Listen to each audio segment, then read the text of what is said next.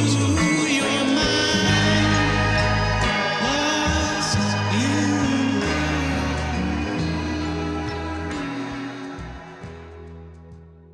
When people ask me, like, what is my generation, quote unquote, I don't really know how to respond to people because reality is like, I'm not really technically Gen Z. I'm born 99. You know, maybe I was like born like 97, 98, 99. You know, You like you're no, you're kind of, Gen Z. You're Gen Z. I'm yeah, Gen but I'm Z. kind of not because it's weird when You don't feel it.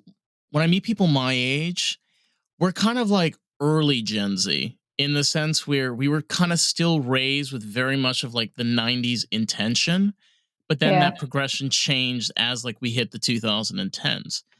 So it is like a weird place to be like, what generation are you if you're in that weird bubble?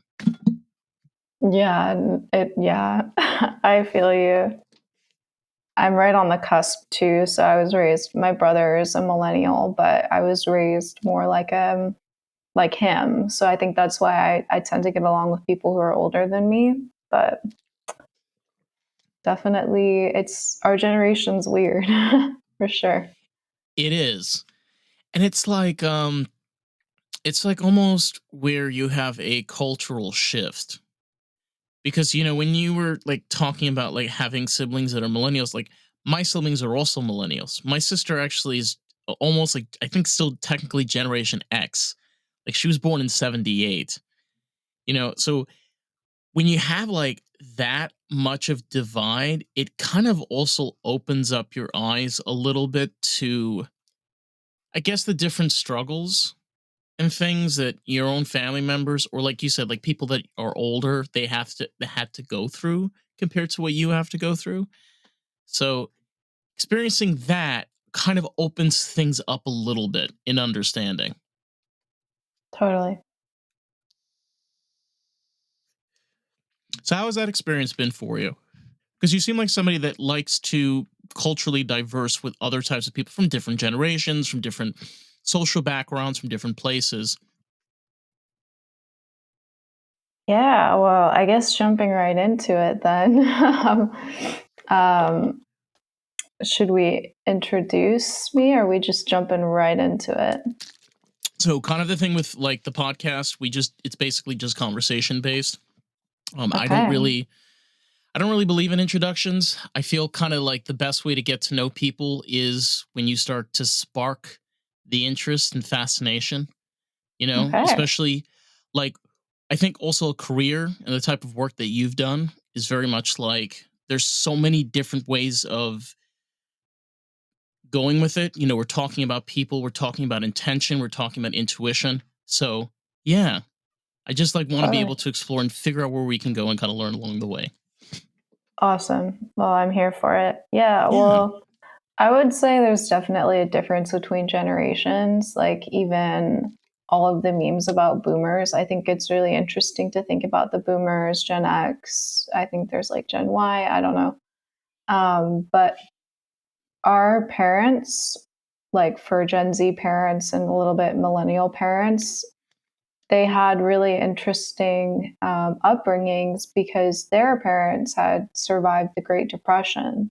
And so I think that kind of shaped a lot of the way people viewed the economy, success, what it means to be an American, like what it means for meritocracy, and just the idea of, surviving in this very weird world that we live in.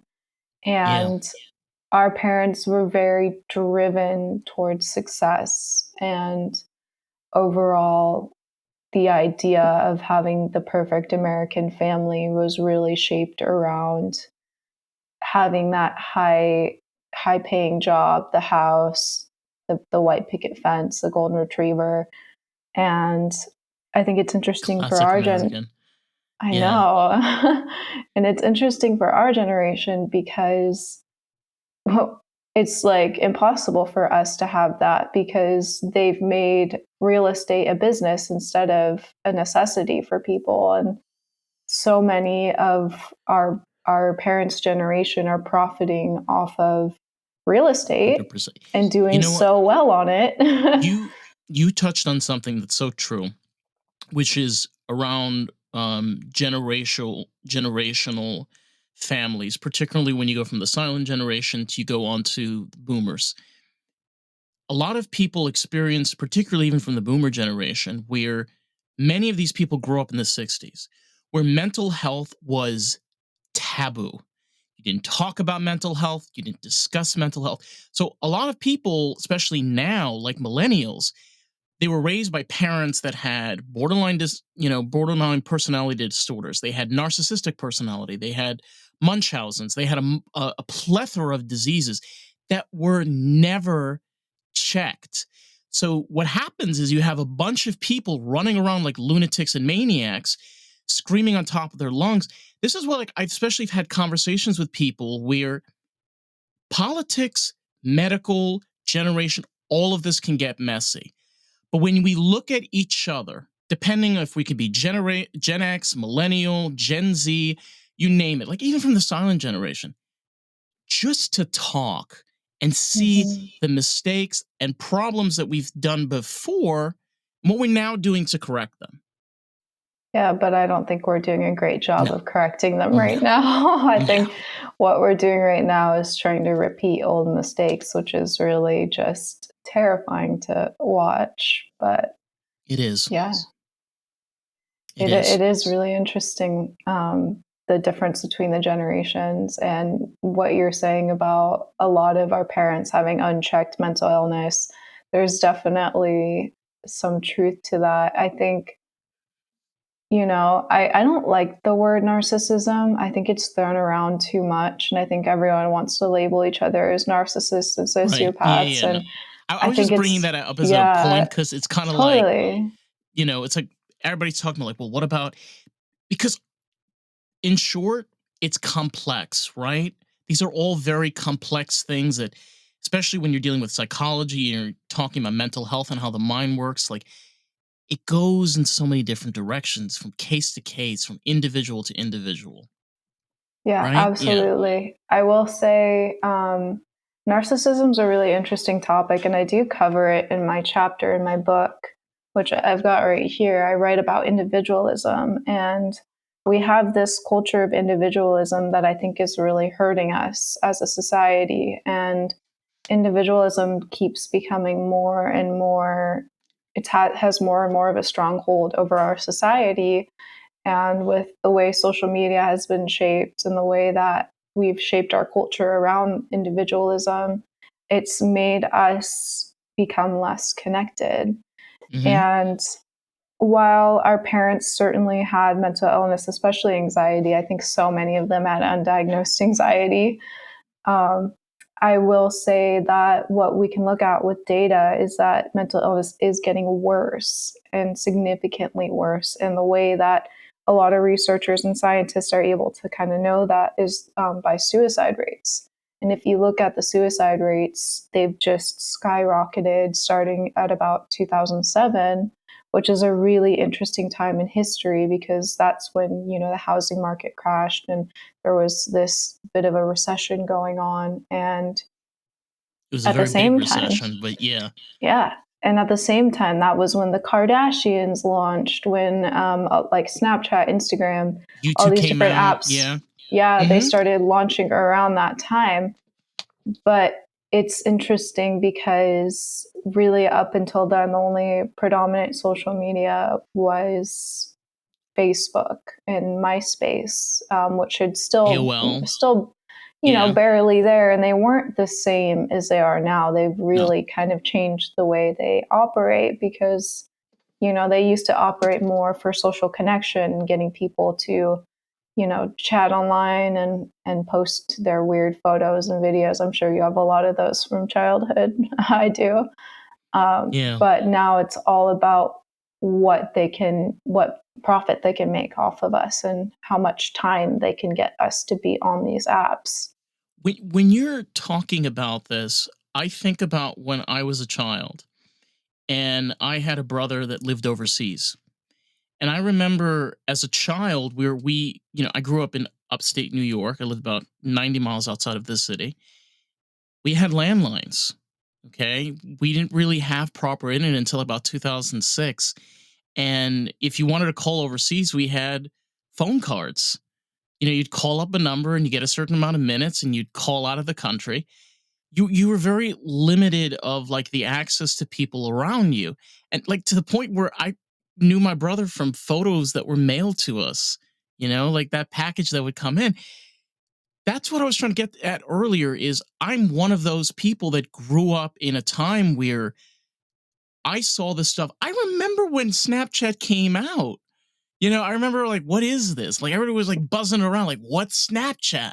And to this day, I don't know what the hell Snapchat is. And I'm like 26. I don't use it. I don't know what it is. But like that change you're talking about is so imminent. It's so real. Like you could see somebody in Bulgaria right now on a live on TikTok. Right now. It's crazy. Yeah, we have a lot of access to information. That's just not Mm-hmm. normal. But what I will say is like over and over again, so many different researchers and people that have power and influence talk about social media being this big um, cause of the mental health crisis. And it's actually something that I don't completely agree with and talk about in my book because the way I see it is that social Okay. media is actually a mirror. It's a mirror to our society's culture. And Okay. what's interesting is like if social media was just people posting science videos and like crafting and like how to build stuff and like math, we wouldn't be where we are right now. People would be a lot smarter. They'd be a lot, people wouldn't be on these apps for so long. But the thing is they've really intelligently figured out what are we interested in, what's going to keep our attention, what is going to make them profits off of us. And it's the things that we, like sex, money, celebrity. Those things are what people like. And in turn, Instant gratification. Yeah. yeah, and so while I think social media has contributed to maybe this crisis of inattention and these issues with ADHD, I don't think it's contributed to the larger problems of depression and anxiety in the way that people think. I think that they've operated as a mirror of the greater culture that's been happening and shifting since industrialization. And I think that what it's doing is it's holding up a mirror to us of all of the worst things about our humanity, is basically on social media. It's like all the worst parts of us and the best parts too. But it's basically that's how it's operating. And that culture, that's really at the heart of what we need to address. Because if we used our phones and technology as the tools that they are, these amazing tools, we could be just fine. But it's the way that we're using them and the way that we're finding pleasure with them and entertainment with them that's really become a problem. And even if you look at old movies and we look at TV shows from around the time that the suicide rate started going up, that was the same culture we're seeing now. It's just we're getting a whole lot more of it. Yeah. I think, you know what? I'm going to point this out because I come from the community. So I can definitely put an insight on this. As a person that was raised in a somewhat religious cult community, and I also happen to be gay on top of that, and then leaving religion on top of all of that. I know that what has generally happened among us, what we call the OTD community, which is just stands for off the derech, which means off the path.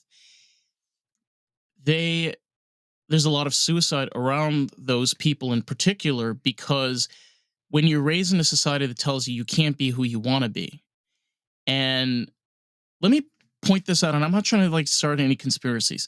The government is very well aware of what these groups are doing. They're very well aware, and they don't do anything. They just let this stuff happen. And this goes on every single day in New York.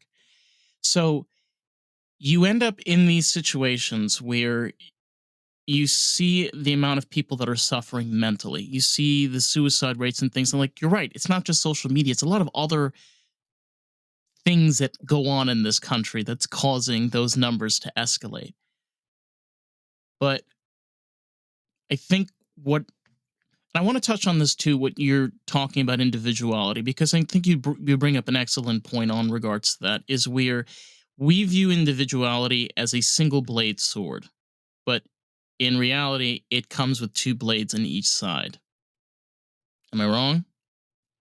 Yeah, it can be very helpful for us and hurtful. Depends on how and why. How did you come to how did you how did you come to that conclusion, and how were you able to find the research, and like, was it just like a moment that happened for you? Did you have an experience with somebody that you're just like, huh, there's something to individuality that I need to dig deeper in to figure out what's going on here? Well, I think that the harm of individuality comes in the way that we treat each other and in the ways we operate as an economy. So a lot of our people that we really look up to, like, I mean, some people look up to Jeff Bezos and Elon Musk because they're billionaires. They're not necessarily people I look up to, but they, a lot of people really look up to these billionaires, but they didn't like get to where they are by being nice to people or by helping other people out or they got to where they are because they cut people down, they stole, they lied, they cheated, and then Hmm. they became who they are. And so what I would say is that a lot of our businesses and corporations operate with this individualism mindset of what can I make, and then all of these different employees that are struggling and making 1,000 times less than their managers or whatever. So it's 100%. just there is this issue with how we view each other, especially economically. But Yeah. then socially as well, there's definitely this issue of, what can this person do for me? And what do I get out of going to this? There's this culture of how is this situation or person going to benefit me? And there's not a lot of how can I benefit these people? How can I do good? How can I be kind? How can I make this world a better place? It's a lot of me happening. And Yeah. so, yeah. Something, it's hard to hear because you don't want to be able to process these things, but you're so right. I mean, I can even say for myself, when I've recently like started putting myself out there in regards to dating, and when I meet these guys, I literally get the same reaction each time. They're like, you're so open, you're not judgmental, like, you're not scared to talk and have a normal conversation, like difference of opinions. And to me, that's just normal. That's just me. I've been like this for years, you know, and I sometimes have to get out of my head and realize that this is not something that's easy for everyone. Not everybody is comfortable being able to be in a relationship where don't get that immediate gratification. You don't get that immediate, like, I want you, I need you, I'm gonna have you now. I I I think that, like, I think you're right. There's a lot of warpage in the way that we socially interact. And I don't want to be one of those people like, let's blame the pandemic. But I was in New York during the pandemic. And I can tell you personally, I feel like it has a lot to do with what we're dealing with right now. It just took a situation that was already starting to topple and break and made it 20,000 times worse. And nobody's like wants to stand there and say, "Hey, we have an issue or problem." It's like everything's normal, everything's great, like we've moved on. I'm like, "Hey, let's slow down over here. It's like only been 5 years. What have we done in 5 years to kind of reciprocate back all of this stuff?" How many businesses, how many artists and individuals that have lost their lives completely because of what happened 5 years ago? And nobody talks about those independent artists. Nobody talks about those underground people that are either dead because of suicide or suffering mentally or no longer care, now working a crummy end to job just to survive. spoken to quite a few, and it's sad and it's sickening. It's like somebody's got to talk for them. Well, I will say I am definitely trying to be the person to talk for them. I lost my Yeah, best friend during the pandemic, and so I that was a I'm huge sorry. motivator for me. Thank you to write this book, and it's probably the strongest motivator because losing her was the hardest thing I'd ever been through. And I'm now working on a documentary and trying to push so hard to get the message out there that there is this crisis happening. It's been happening for a long time, but yeah, the pandemic definitely made it worse. And I think the reason why the pandemic made it so bad was because of the loneliness and isolation, which is also another topic I really dive into in my book, is that we are It's in a it's so loneliness true. epidemic. Yeah, It's so it's true. I mean, over half of our generation is lonely.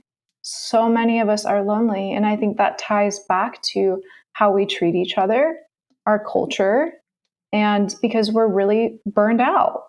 So many of us are burned out in the way that our economy is structured because it doesn't matter if we go to college now, it's really difficult to get a job. A lot of us are stuck with student debt. It doesn't matter Mhm. if we want to own a home, we probably won't because of the way that housing is nowadays. And Yeah.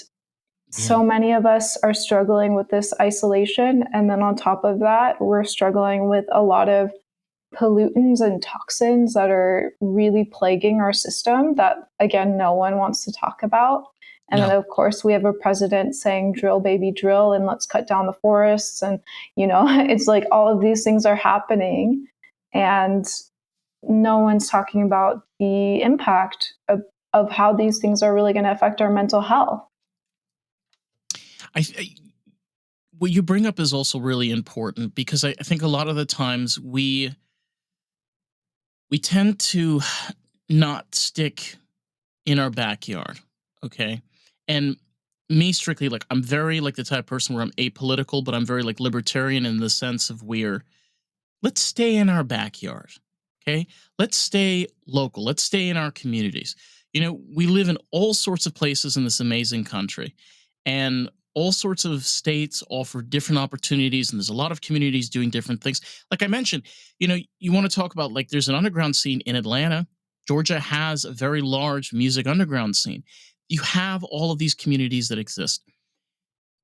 What we have forgotten is that we have literally stripped ourselves away from zero opportunity to identify as our own, okay?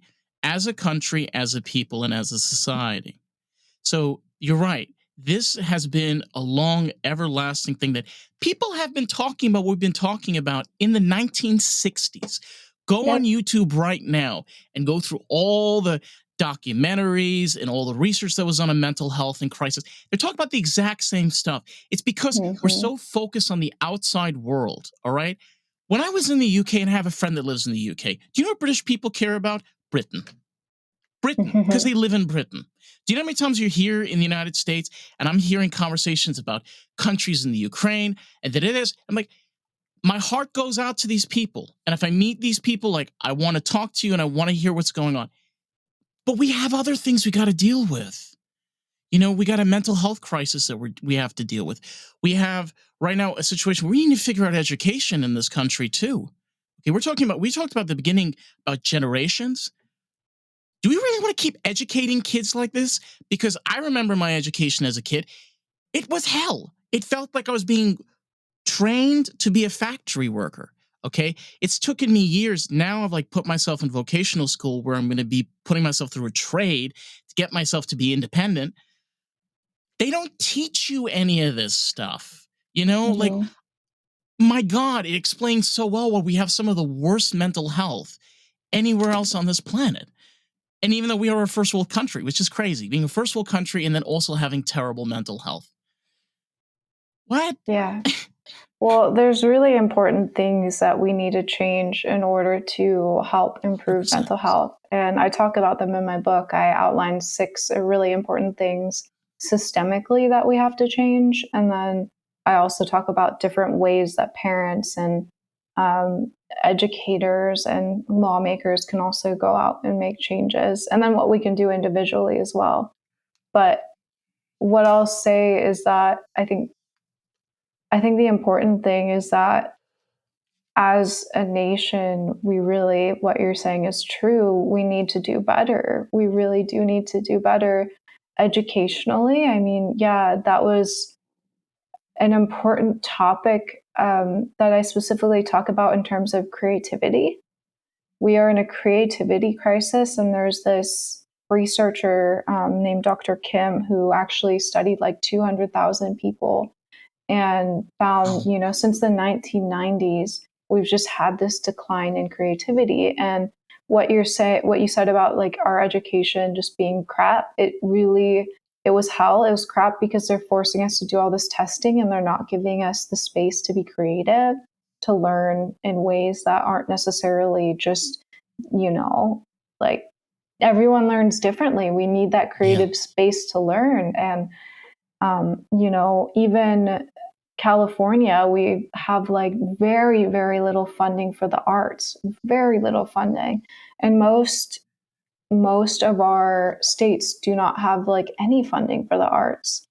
And we've put so much emphasis on the math and science and like these common core subjects, I think because people really valued the idea of college and like getting kids into college, and it went from star testing to the SAT and the ACT and all of these different tests. But I mean, if you look at the research, tests really don't show any actual person's capacity to do really good work. It No. is not an indicator.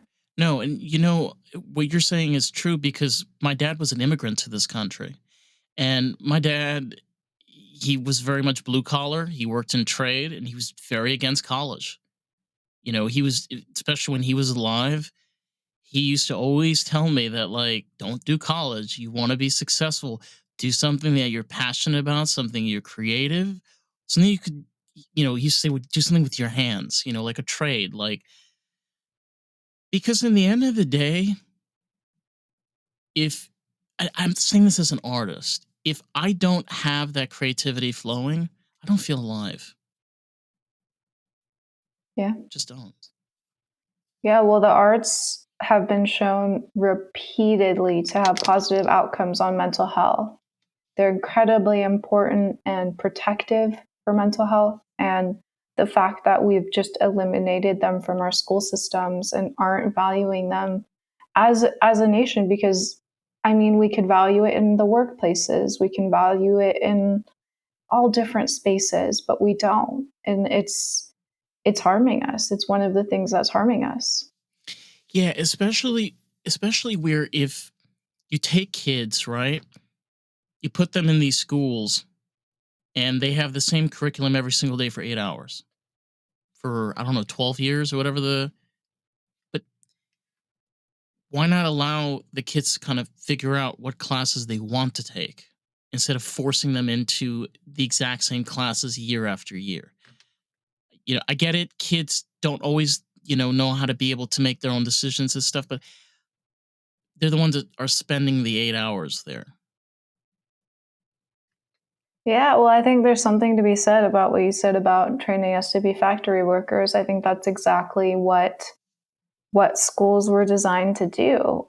Remember Like who I yeah, remember who set up this education system? The Rockefellers. there's definitely something to be said about that. Yeah. But going off all of that, I think something really important to talk about in terms of mental health is just basic needs being met.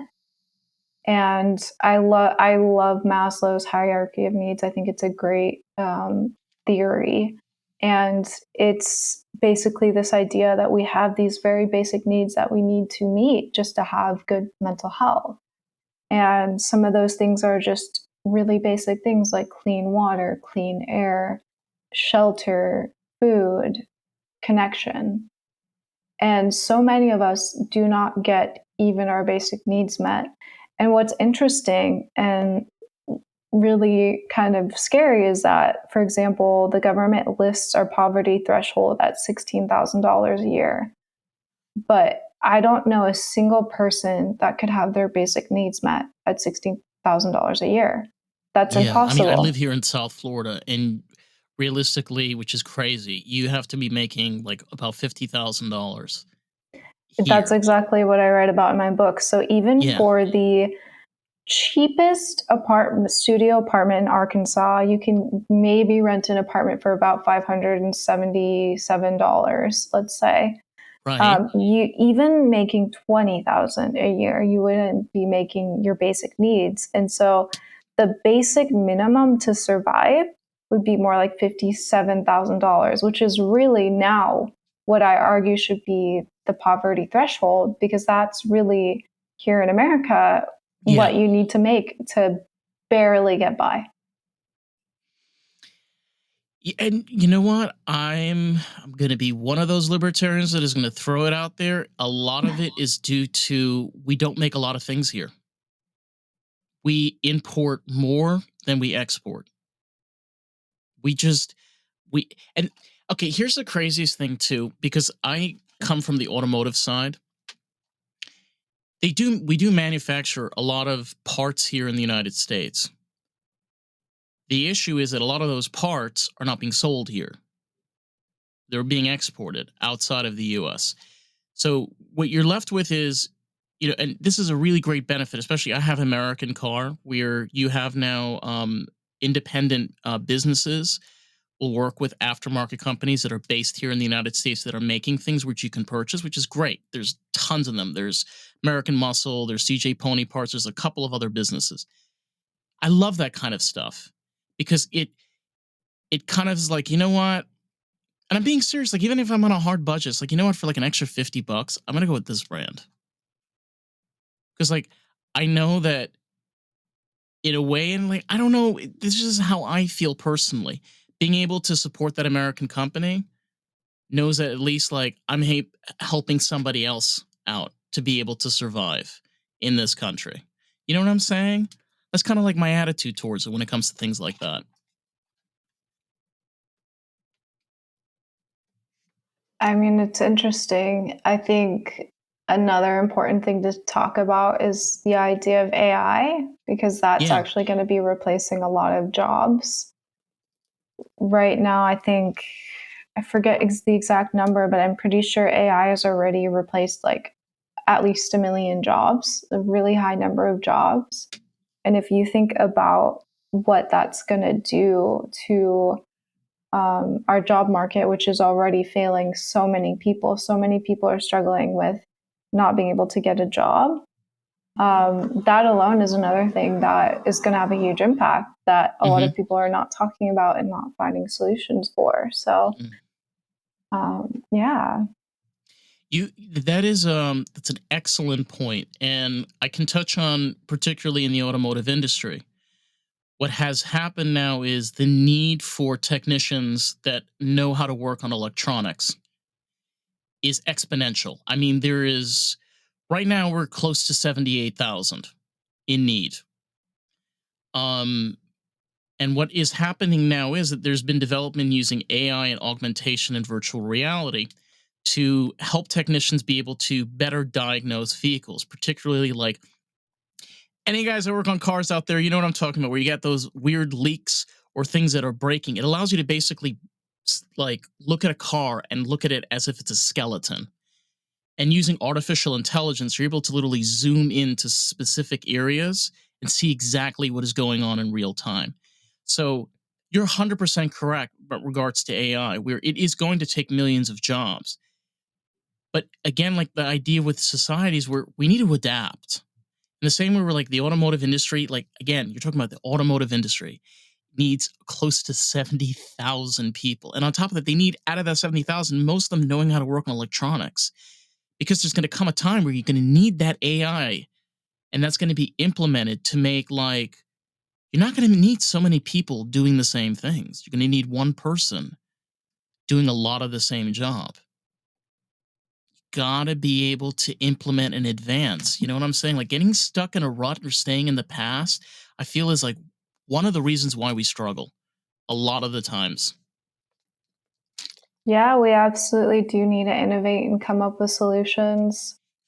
One solution I've been considering is the idea of a tax on these big corporations that are replacing employees with these um, AI bots, because each AI bot essentially replaces an employee, which means that is making the company so much money that that employee would have made. And it also takes away a person from making that income.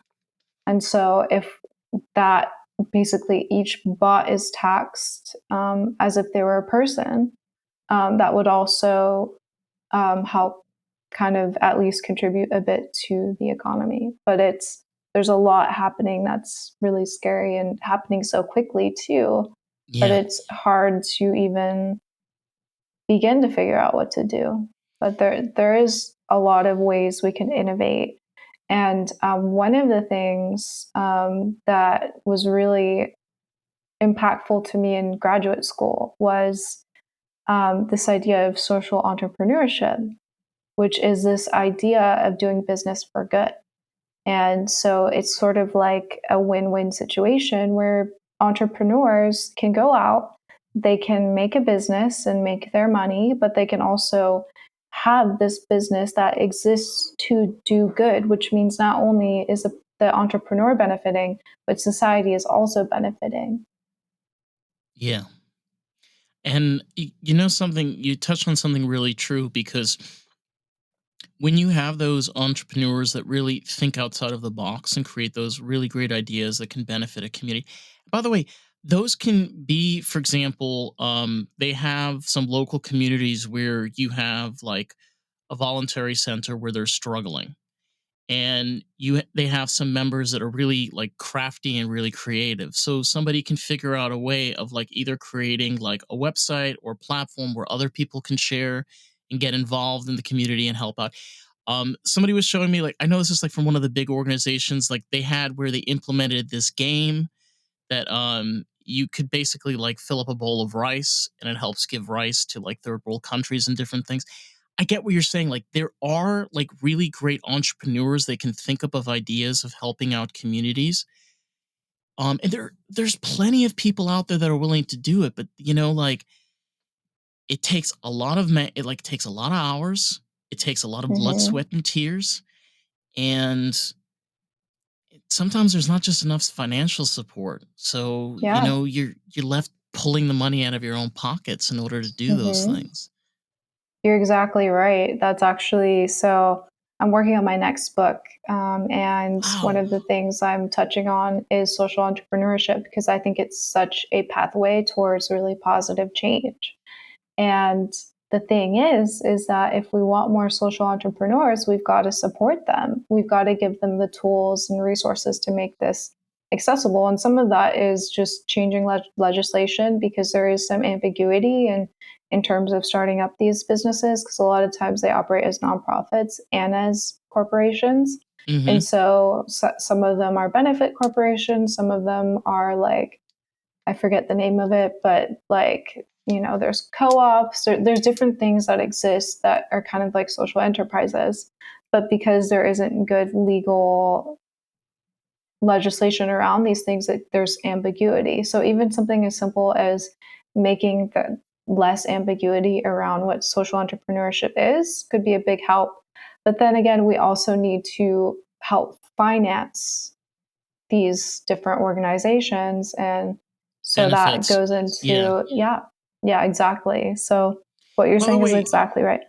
you're I wanted to touch on that. I know that you don't have that much. I don't know if you have that much experience, like particularly with the electronic industry, but the electronic industry also here in the United States. This is one of the reasons why, like, if you had more benefits and things that were implemented in some of these industries, you'd have more and more of these things made here. Like the reason I'm saying this too is it benefits communities as well, right? If you have and I'll give you an example. Like I come from New York, so we have this in, for example, Pennsylvania. Pennsylvania has a lot of free farming. So a lot of these farms live near local areas. So these local communities work coincide with these farms. So what happens is when you sometimes you're driving through PA and you pass there, there's these local farmers selling things. They have like local farmer markets. They have communal events and things because they're all living and working alongside each other. Without one, the other one can't survive.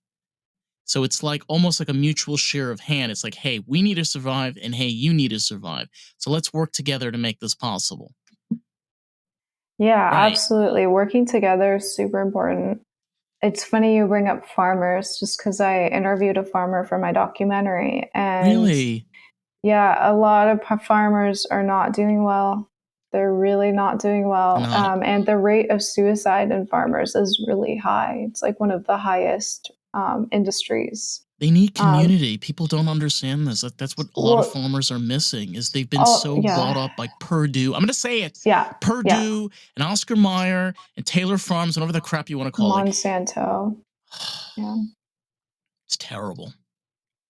Yeah, unfortunately, and the way our government subsidizes these really big, big farms, it's really hurting small farms. And small farms are so important and so incredibly, like, they're feeding us. And this farmer that we interviewed was telling us, he put out, thousands of pounds of almonds to our communities, but he ended up losing money that year. So while everyone's eating and benefiting off of what he grew, all this work he did not make a single dime off of it. And yet all of these companies that ended up with the product, of course, did profit.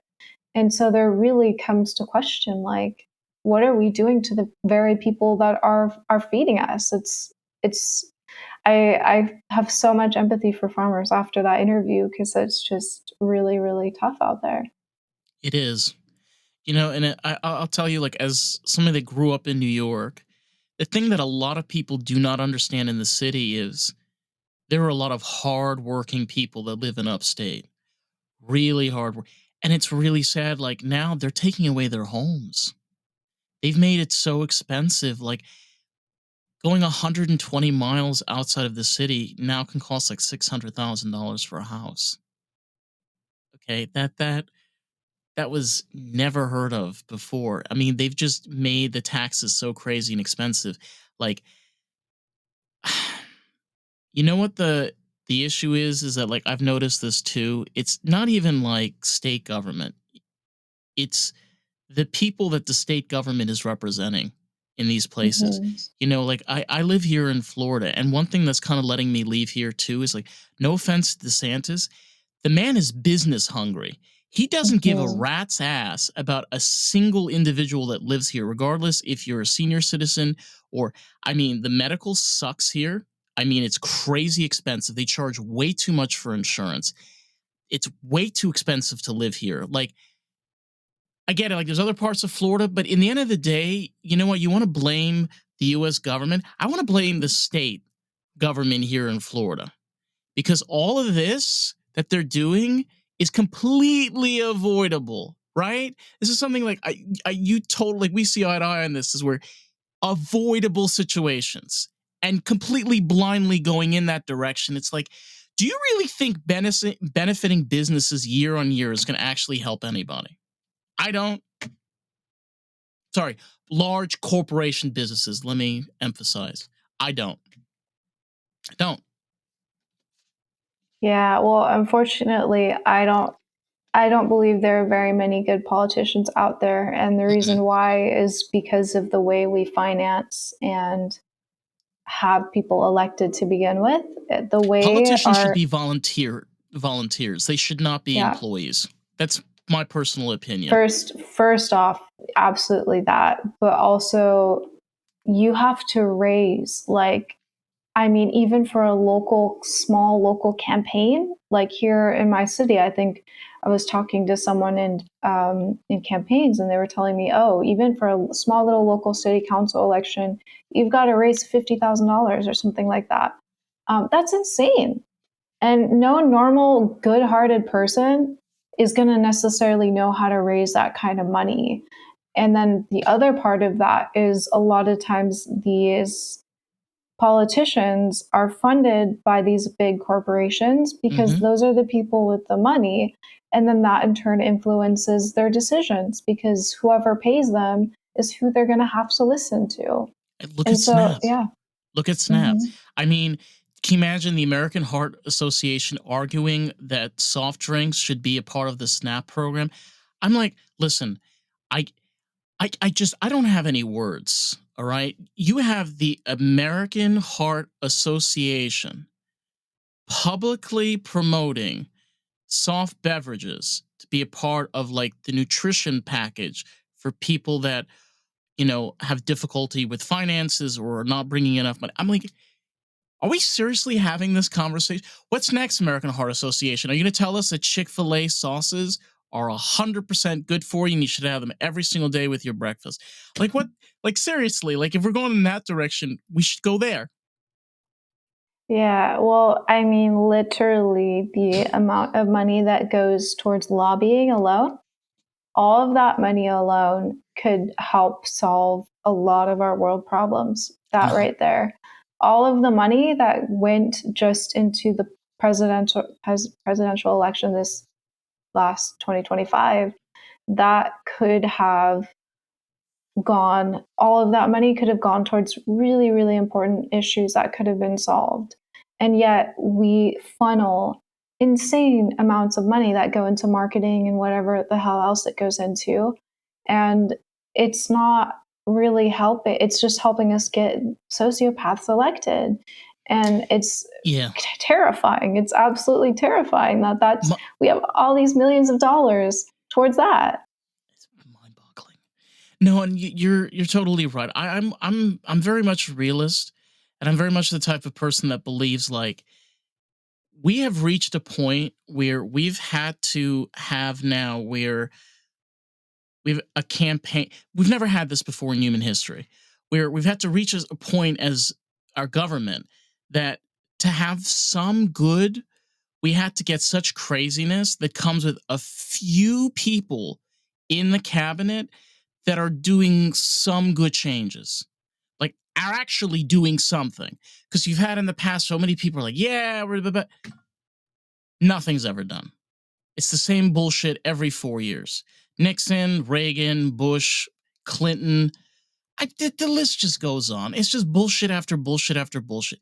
It's like finally, after like 50 odd years, it's like we get like maybe like 6 people. Yay. I mean, I'm kind of happy, but it's like, this really how slow progress really is? Yeah. Yeah, Yeah. I mean, progress really is quite slow, and it is unfortunate. And there's this sociological concept called the pendulum swing, where when good starts to happen, there is this pendulum swing back towards eliminating the progress that has been made. And it's unfortunate, but I do think good is slowly happening. It's just I don't think it'll happen in our lifetimes. No, this is going to take years. I mean, it's crazy because the last real person, and again, people have to remember, this is how I remember this. Don't think of it as presidency, it's cabinet. Because remember, whoever comes in, they bring a whole slew of people that comes along with them. Like the last person that we had like was JFK. JFK was like the last person, but the problem was like in his own cabinet, he had people that wanted him dead. Guess what? They succeeded. They got him killed. To your point, it's like that pendulum. It's where you can bring in the chaos, because that's what it is. It's chaos. We're going to collapse and break everything along with it. Bring some of the good Trojans, the good Trojan soldiers. But along with the good Trojan soldiers come those not so great, not so great soldiers that just want bloodlust, war, chaos, and money. Yeah. It's the way of the Yeah. world, babe. Man, it Yeah. sucks. It does suck. It really does. But I want to bring this up, and regardless of difference of opinions, I remember growing up in New York when we had the pollution in our water supply. Do you remember? Do you know what I'm talking about? Well, so that's actually, we still have pollution in our water supplies. Yeah. But yeah, I mean, there was, when we were growing up, this is something I wrote about, is that there was lead in at least 70% of school drinking fountains. That was from a Harvard study. They found lead, like unhealthy levels in school drinking fountains, which is directly tied to ADHD, depression, behavioral issues. And that was in just school drinking fountains across the nation. All of these So kids drinking lead. it's crazy and bizarre because I remember as a kid when this stuff started coming out into the open. And they used to play us the videos in school because it got to a point where they literally had ads, don't drink tap. Like there was this thing in New York for a long time where we did not drink tap. We used to just go to Costco. That's what my dad used to do. We just buy cases and cases and cases and cases of water. You know, and keep in mind, like when my parents had me, they were like, in their like 30, like my mom was already like 40 and my dad was already in his 40s. They lived in New York already for like 20, 30 years. And then now this hits and they're so terrified that like for years it's like don't drink tap water. And Yep. the government hid this Hmm. for years, particularly in New York. Like they hid it so well. Like I they knew what they were doing and they kept going. I mean, it's government, obvious, but it's just Yeah. like wow, wow. It's terrifying. Well, I mean, I think they also downplay a lot of things that are harming us in our health and our mental health, including pollution. And that's one thing I talk about that people don't think about. Like whether you're an environmentalist or not, what we are doing to the environment is directly harming our mental health. These oil drilling, coal mining, the the toxins from our cars, like nitrous oxide. There's these VOCs. There's issues with just all of these different pollutants, including like things like Febreze. I mean, there's if our detergents. There's so many things that have these harmful chemicals in them that hurt our environment and they also hurt us that are really, really severely downplayed. Yeah. It was funny.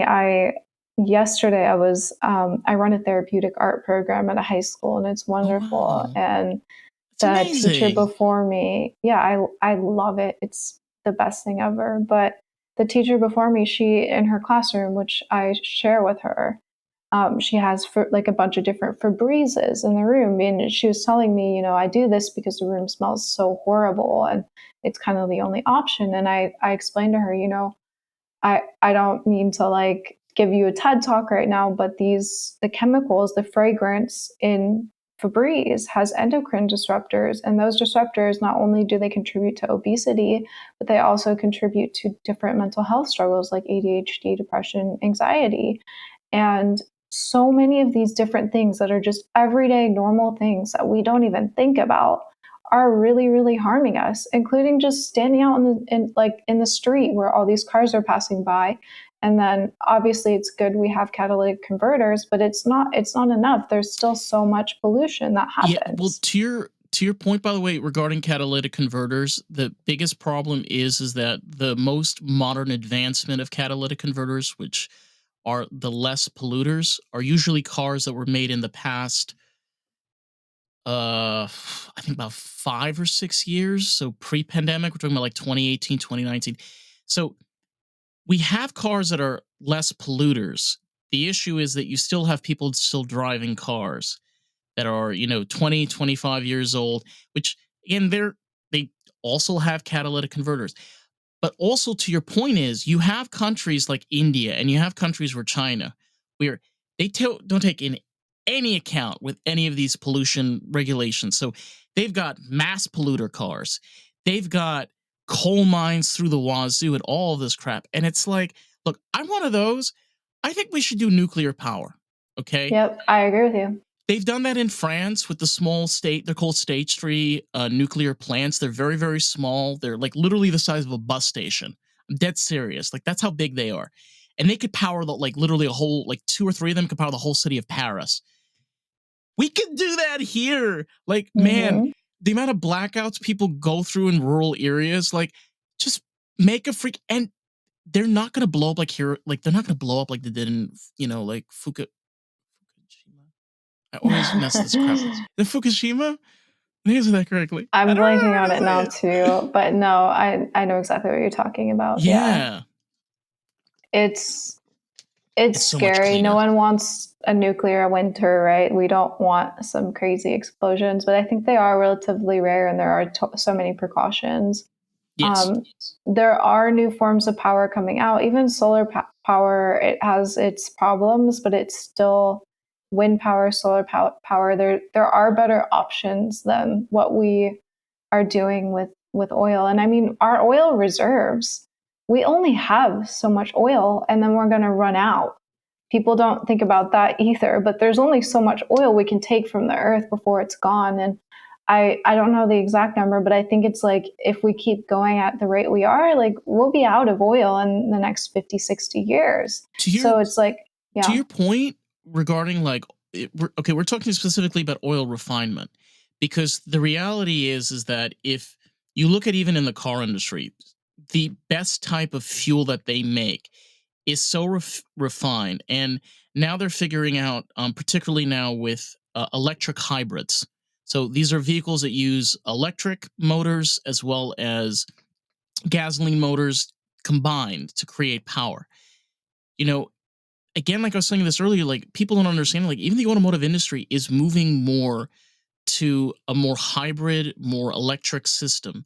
Like yeah, that is what our future is. Our future is hybrid and electric. And if you don't like hybrid and electric, I hate to tell you this, you're not going to like our future. That yep, is where we're headed. And it's because oil refinement can go as far as it can. Okay, this is hmm, reality. It can go as far as it can before it becomes you can't do anything with anymore. And right. I mean, why else would you make a C8 Corvette with electric motors and an engine like that? I've seen that vehicle. That thing is freaking crazy. It goes 2.9 seconds, goes 60 miles an hour. It's because, like, the people that work in Chevrolet, those technicians, those engineers realized this is our future if we're going to be making fast cars. Um, and again, like touching on with the environment, you're like having an excellent point. It's we need to move forward in our future. Like we want to be able to build spacecraft outside of our atmosphere, right? We want to figure out different ways of um propulsion and being able to create engines. Like we did this 100 years ago. Let's try something new. Let's advance as a society. Like Hmm. I believe in advancement. That's my philosophy. Well, I believe in advancement too, and I talk all about it in my book, which is called Out of Focus: Why Gen Z's Mental Health Crisis is More Complex Than You Think. It's a beautiful cover. And thank you so much. Yeah, I put a lot of heart into this and a lot of time. It took me about a year to write, and I I really hope that if when people hear this, if they hear me, they care about what's happening to young people right now. They care about all of these young adults, all of these people who are struggling with their mental health, that do it in silence, that need help. I think that one of the most important things we can do as a nation is learn more compassion, more empathy, and more kindness for one another. And there's this guy, he's called the kindness guy. You can find him on Instagram. He defines kindness as the act of making someone feel less alone. And I love that definition. I had never heard of it until I had been introduced to him. And why I love that is because so many of us feel alone. So many of us. And that's just half of people that are willing to admit it in a survey. It could be even more. And the thing is that by doing these acts of kindness for people, by making them feel seen, making them feel like they belong, that could be the difference between someone being here and not being here. Yeah. And so, what I really, really want people to know is how important it is that we go out in this world, we stop with this me crap. We start looking at each other as humans, as people. We stop this us versus them, this polarization where we don't view others who have slightly different opinions or maybe very different opinions than us, Yeah. but that That's we don't okay. view them as human. It Hmm. becomes such a problem. And so really, really what I want people to feel and to know by listening to me is that we need to do better. We need to be kind. Yeah. Very much so. And I I can say that when you lose somebody that you love, that's very close to you, that means a lot to you, that leaves a hole inside of you that can never be replaced. And I think it's heroic, and I think it shows a level of self will and courage being able to push through that. You know, in your case, it's writing. Other people can be music or painting, or making a film. You know, yeah, all sorts of places and connections and avenues. But um, I really think that does define you as an artist. You know what I mean? Yeah, Thank it's you. my pleasure. Oh, Allie, before I forget, I know you have your book. I know you have social media, and I know you have a website. Where can these wonderful people find you? They can find me at outofocusbook.com. My Instagram is my name, Aly Vredenburgh, which is hard to spell. So the best thing to do is to find my website, outofocusbook.com, and you can Okay, find my website there or my Instagram. I'm gonna leave your handle and then also your website for anybody that has a hard time spelling, so you can be able to find Allie's work and incredible book. Because I mean, hello, I mean we've talked for an hour, and again, regardless of differences and stuff, it's like we all gotta, like you said, get out of that me. It's like in order to survive, we have to be able to have intelligent conversations. We have to be able to be open and communicate because in the end of the day, like I think we have more in common than we have not in common. I agree with that. And I think the important thing is that at the end of the day, we all find love and care for everybody because we all do matter and we should feel like we belong. 100%. Thank you so much, Ali, for coming on. It's been an absolute pleasure. To anybody out there, if you want to check out more of the pod, you can find us at Lost in the Groove Pod everywhere and anywhere you listen to the podcast. All right, catch you on the next one. Peace out.